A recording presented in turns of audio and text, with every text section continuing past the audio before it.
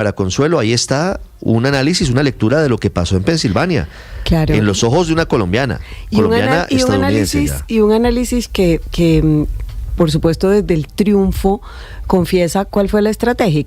A mí me parece que sin duda triunfó no hablarle a las minorías, no hablarle a los nichos, sino cubrirla con la sombrilla del mal desempeño de la economía y de lo que sencillamente une a todo el mundo, que es cuando a la gente le toca ir a hacer mercado, sentir que la plata le alcanza para la mitad, pues eso le afecta a todo el mundo. Y lo que dice ella es, la campaña demócrata subestimó esa realidad, subestimó lo afectado que está la gente con la economía norteamericana de los últimos 3 años. Me llama la atención además que dice, fue una campaña muy enfocada en los discursos, pero donde sabíamos que teníamos que trabajar, porque nos basamos mucho en estadística y en números. Creo que la gran respuesta del triunfo es eso, que lo que marcó el voto y lo que marcó la victoria de Trump fue precisamente apuntarle al bolsillo de la gente.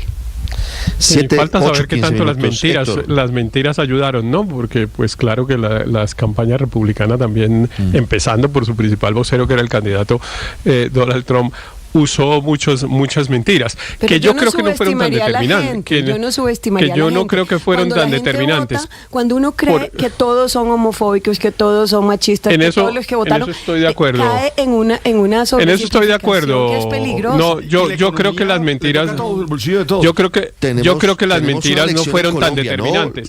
Ahora, lo raro, por ejemplo, es una elección en Colombia, de la economía. Héctor. Sí, pero en el plebiscito tampoco, las mentiras tampoco fueron determinantes. En el plebiscito eso es un mito. Dicen que en el plebiscito no, por eso. De las FARC, por ejemplo, la gente no quería el acuerdo. Exacto. Punto. No era que le dijeran mentiras, ni que el rayo homosexualizador. No, hay ejemplos. La gente vota lo que quiere. Pero, sí, claro, es raro, por ejemplo, el tema de la economía, porque la economía de los Estados Unidos va divinamente, ¿no? Realmente tiene niveles de desempleo bajos, crece razonablemente, tiene un problema de inflación, efectivamente, que no se logró disminuir suficientemente, pero es raro que todo el mundo diga, no, es que la economía, y resulta que la economía de los Estados Unidos... No, pero la inflación sí le afecta a la gente del al común, bolsillo de la gente. Al bolsillo. Es que cuando tú dices, yo comía con $100 y ahora tengo que comer con 200...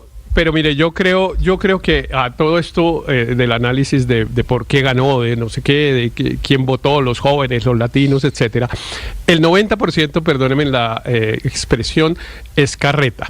El 90% de los electores en los Estados Unidos votan como los colombianos votaban en 1950, que era por un partido político. En los electores colombianos en 1950 no preguntaban cómo se llamaba, les daba lo mismo que fuera Laureano Gómez o Mariano Ospina o lo que fuera, lo importante es que fuera conservador o liberal. Y así vota el 90% de los electores en los Estados Unidos. ¿Por qué eligieron a Trump? Porque los republicanos votaron por Trump y los demócratas votaron por Harris. Ahora, hay un pedacito pequeñito, ese 10% o 15% pero máximo. Yo creo que los indecisos definen, Héctor. Claro, los swing states. Ninguno de los estados bisagra vota por partidos. Claro, pero entonces... Ninguno. ¿Qué pasó en Pensilvania? No, pero perdón, Paola, el 80% de los electores de los estados bisagra votan por partidos. Ni Pensilvania, ni Wisconsin, ni Carolina del Norte. Paola, los que no definían esta elección. Pero es que Paola, si hace 4 años Pensilvania oigámonos los argumentos.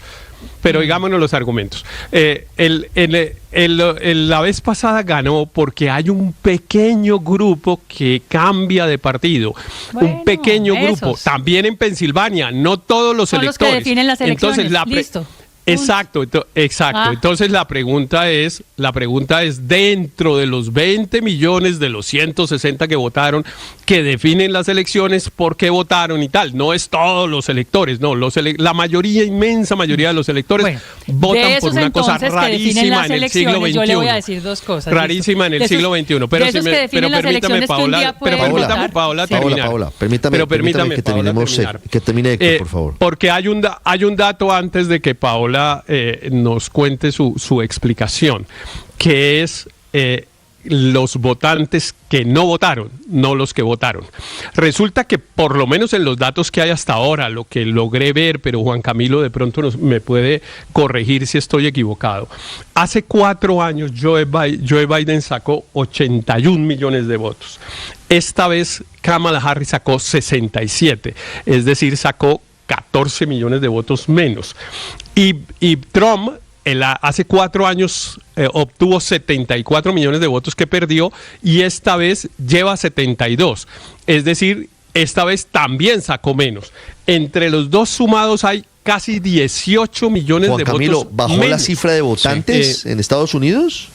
Sí, claro, hasta ahora sí, Ricardo. La cifra de votantes hace 4 años fue cifra histórica, 65%, eso fue alrededor de 160 millones de votantes.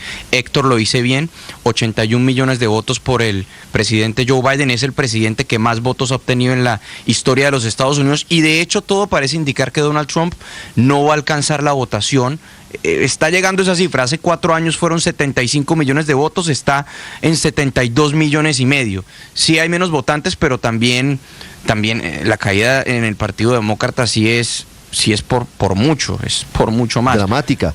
Pero eso plantea una serie de reflexiones a futuro, Héctor y Paola, sobre si la gente cada día confía menos en la democracia o le interesa menos. Pero entonces, Ricardo, el tema, la pregunta no es quién votó por qué, sino por qué no votó la gente. Claro, y porque déjeme 14 millones de electores de claro. Biden se quedaron en la casa y puede ser que a eso sí, porque la inflación, por lo que fuera, evidentemente Biden era un gobierno impopular. Sí, y porque finalmente hace 4 años tenía usted un hombre blanco contra un hombre blanco. Acá usted tenía un hombre blanco contra una mujer negra, en algunos casos india en otros, es decir, inmigrante. Y aquí yo sí creo que debajo de todo hay un tema, sin lugar a dudas, de racismo y de machismo, sobre el cual no se habla, porque aquí hablamos de la economía, en lo cual yo tengo un gran cortocircuito, porque supuestamente, como nos decía esta señora en Pensilvania, la gente vota por el bolsillo, porque va al mercado y todo está carísimo. ¿Cómo entonces hacen para mercar más baratos? Y lo que estaba proponiendo Donald Trump y lo propuso en campaña es ponerle un arancel del 20% a todos los productos importados de todas las partes del mundo, incluido todo lo que tiene que ver con comida de la canasta familiar. Digamos, ahí a mí me genera un cortocircuito tremendo, lo que me lleva a que el tema no es la economía, ni el raciocinio para hacer que las cosas sean más baratas, sino hay un tema por un lado religioso. Los evangélicos votan por Trump, es casi que una directriz, vamos con Trump, y dentro de ese tema evangélico está el aborto y un montón de, digamos, de situaciones que estuvieron y que hicieron parte de la campaña, y el hecho de que Donald Trump siempre se presentó como un hombre de familia. Este es un temita que fue incluso varias veces primera portada del New York Times, donde decían Kamala no es una mujer de familia. Kamala se presentaba con unos niños y su esposo, pero resulta que los republicanos la cogieron por ahí y le dijeron, esos niños no son suyos, usted no tiene hijos biológicos, esos niños por lo demás ni siquiera son adoptados tampoco, porque son del primer matrimonio de su esposo. Pero usted se está vendiendo como una mujer de familia, Paola, cuando no lo es. Paola y Juan Camilo, que uno de los errores de los demócratas muy seguramente fue haber concentrado parte importante de la campaña en un asunto profundamente controvertido y controversial como el aborto. La gente quería escuchar otras cosas, Juan Camilo, y terminó enfrascándose en un asunto que, como le digo, es profundamente divisivo en la sociedad estadounidense también, a pesar de todo lo que ha progresado en diferentes aspectos de libertades, y ese puede haber sido una de las causas de la disminución de los votos. Sí, pero solo una anotación con respecto a algo que decía Héctor. Yo sí creo que la gente votó por Trump. El Partido Republicano es el partido de Donald Trump. Donald Trump ganó de manera apabullante un proceso de primarias y uno aquí habla con votantes, sea en Pensilvania, sea en Florida, y todos le dicen I'm voting for Trump. Todos votaron por el expresidente Donald Trump y por su agenda, y de hecho allí hay una diferencia importante frente al Partido Demócrata, donde sí creo que se aplica lo que dijo Héctor. Los demócratas sí votaron por el Partido Demócrata más que votar por Kamala Harris. Entonces yo creo que sí hay que reconocer eso un poco, y también reconociendo que las figuras del Partido Republicano se retiraron. Liz Cheney, republicana, se retiró del partido. Otros miembros del Partido Republicano también lo sacaron cuando Donald Trump dijo ellos no son republicanos, son rhinos, Republicans in name only. Sí, exacto. La gente sí votó por Trump. Es que el Partido Republicano, Luis Ernesto, es un fenómeno que ha sido impulsado por Donald Trump, pero que está pasando en muchos países, dejó de ser un partido conservador, dejó de defender las ideas del conservadurismo, que consiste en conservar el orden establecido, en proteger las instituciones, y se convirtió en lo que suelen hacer los partidos progresistas o liberales, que es promover el cambio. Y de hecho, lo que propone Trump es cambios institucionales fuertes, son transformaciones fuertes, y deja de un lado las banderas históricas del conservadurismo. Y lo paradójico es que los que resultan conservadores en esta elección son los que llaman a defender las instituciones, a defender la democracia, a defender, que son los demócratas. Y también los demócratas pierden, como lo dice en su comunicado Bernie Sanders, pierden la base más importante, y es que dejaron de representar a las clases trabajadoras, que son en esos estados donde hubo un cambio en el voto, donde hubo un voto pendular. Porque esas clases trabajadoras les parece que está bien imponer tarifas a China, imponer tarifas a México, imponer aranceles, proteger el trabajador doméstico, proteger la industria doméstica, que eran causas históricas de otro sector, de los sectores demócratas. Entonces aquí había un cambio de causas representadas por el Partido Republicano en cabeza de Trump, por lo que representa Trump. Y que los demócratas no han sabido interpretar, y que están en mora de hacer no solo en Estados Unidos, sino en todo el planeta. Los que defendemos causas liberales tenemos que entender esa transformación. Hay que leer al electorado, hay que leer a la gente, los dolores de la gente, Aurelio. Y pues increíblemente pareciera que Donald Trump logró entender mejor qué le dolía al estadounidense que Kamala Harris, que a los demócratas.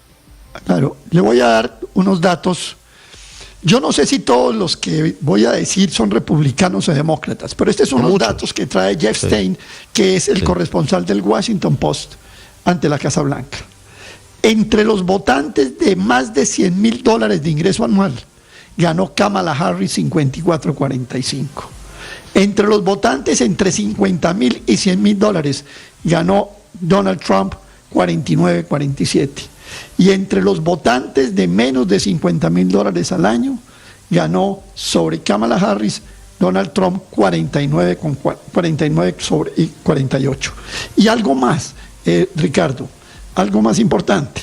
Le preguntan a los votantes, y esta es una encuesta de CNN Politics, dice, ¿usted votó por Trump? Dicen sí. El 73% habló de que había tenido un severo golpe frente a la inflación causada. Los de Kamala Harris apenas el 25%. Y cuando hablaron de golpe moderado, el 50% era de Donald Trump y el 47% de Kamala Harris. Es la economía, estúpido. Vale la pena recordarle ahora al Partido Demócrata. Eso ahora lo decía sí le Bill Clinton. De verdad. Es la economía estúpida, una frase muy famosa y recordada en la política estadounidense. 8:27 minutos.